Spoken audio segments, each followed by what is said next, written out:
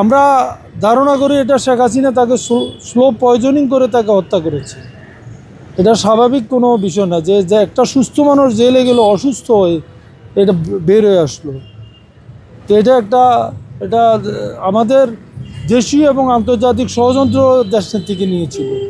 তার আপসীন মনোভাব, তার দেশাত্মবোধ, আপসীনতার মধ্যে দিয়ে এবং দেশপ্রেম দিয়ে এই জাতির সর্বোচ্চ শিখরে উনি পৌঁছেছেন। বাংলাদেশের ইতিহাসে এই এই পর্যায়ে কেউ আসে নাই। জনপ্রিয়তা, দেশের ঐক্য এবং দেশাত্মবোধ এবং এটার স্বীকৃতি শুধু একমাত্র দেশনেত্রী বেগম খালেদা জিয়া পেয়েছে।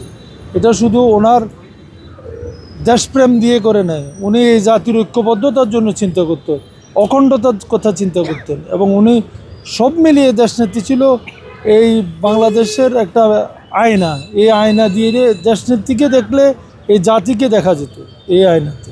ফেনীর মানুষ, আজকে দেশের মানুষ থেকে আমরা অনেক বেশি ব্যথিত যে আমাদের দেশনেত্রী বেগম খালেদা জিয়াকে হারিয়ে আর আমাদের এই জনপদের মানুষের ঐক্য, ভালোবাসার একটা এবং মেলবন্ধন ছিল আমাদের দেশনেত্রী বেগম খালেদা জিয়া।